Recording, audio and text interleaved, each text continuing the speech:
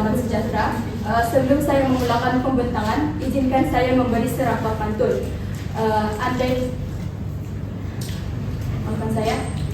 Andai patah saya Praja Wali,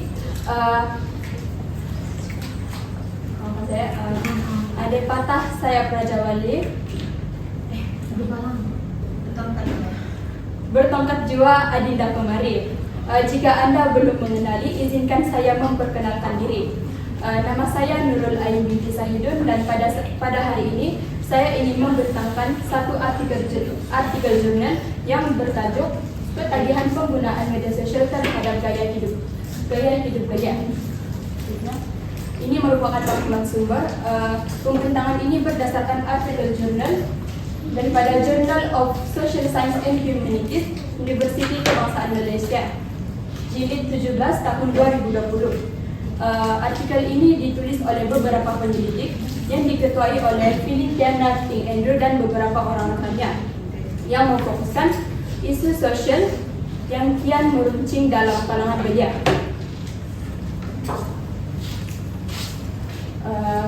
Selanjutnya kita pergi kepada pengenalan. Seperti yang kita tahu, pada zaman kini media sosial merupakan platform komunikasi digital yang utama. Namun selain media sosial ini memberikan kemudahan, ia juga telah mencetuskan satu fenomena yang serius, yaitu ketagihan dalam penggunaan media sosial, khususnya dalam kalangan belia. Oleh itu, ketagihan ini juga menyebabkan perubahan yang drastik dalam gaya hidup seharian belia. Oleh itu, objektif kajian ini adalah untuk mengkaji faktor utama yang menyebabkan ketagihan ini dan bagaimana ia mempengaruhi gaya hidup belia dari segi aktiviti, minat dan juga pendapat. Seterusnya kita pergi kepada metodologi kajian. Kajian ini menggunakan kaedah kuantitatif, di mana borang soal selidik telah diedarkan kepada 82 orang responden. Responden ini berumur dalam 19 hingga 35 tahun yang sedang menuntut di UniGL MFI Bani Selangor. Pemilihan lokasi dan responden ini adalah relevan kerana golongan ini merupakan pengguna tegar teknologi. Selanjutnya kita pergi kepada hasil kajian. Faktor yang paling dominan ialah penggunaan internet, di mana majoriti mendapat sebanyak 73.2% ataupun 60 responden yang bersetuju bahawa kemudahan internet yang laju adalah punca utama, di mana internet ini menjadi pintu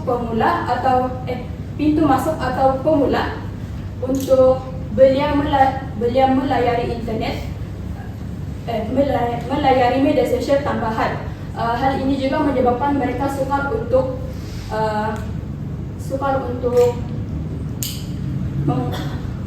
hal ini juga menyukarkan para belia untuk mengurangkan main media sosial. Seterusnya, faktor yang kedua yaitu penggunaan alatan gadget, di mana kajian mendapati sebanyak 63.4% bersamaan 52 responden yang gemar menggunakan telefon pintar. Hal ini kerana belia merasakan telefon pintar ini lebih mudah dan senang untuk mereka mencari maklumat pada bila-bila masa. Kemudahan seperti ini telah membuatkan belia melekat dengan peranti mereka, sehingga mereka mampu untuk mengabaikan keadaan sekeliling mereka.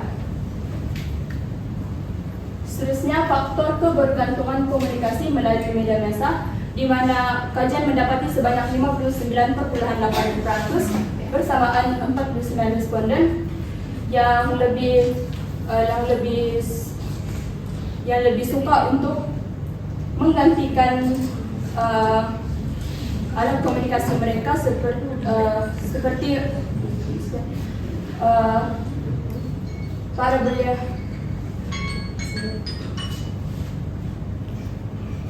kesimpulannya, ketagihan media sosial ini bukan sahaja telah menimbulkan isu yang bimbang di negara ini. Dia bukan sahaja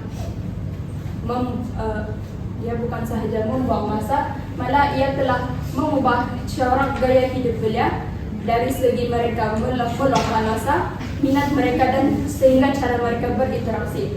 Oleh itu semua pihak yang berwajib perlu membendung isu ini agar dia tidak menjadi lebih teruk pada masa hadapan. Kita perlu belia perlu menjadi orang yang menguasai teknologi dan bukan teknologi yang menguasai belia. Sekian saja pembentangan saya. Terima kasih. Okey, soalan saya memandangkan isu keyboard warrior semakin menjadi dan orang di sebalik itu ramainya berbeza jugalah kan.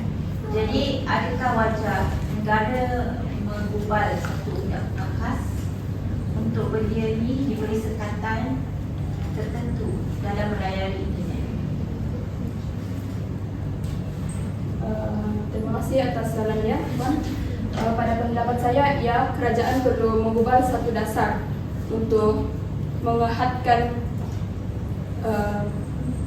belia dari menggunakan media sosial ini. Sebagai contoh, kerajaan yang saya telah membaca seperti berita, saya mendapati yang kerajaan akan melaksanakan di mana remaja yang berumur di bawah 16 tahun tidak boleh mempunyai akaun media sosial mereka. Jadi saya merasakan dasar itu perlu diadakan. Terima kasih.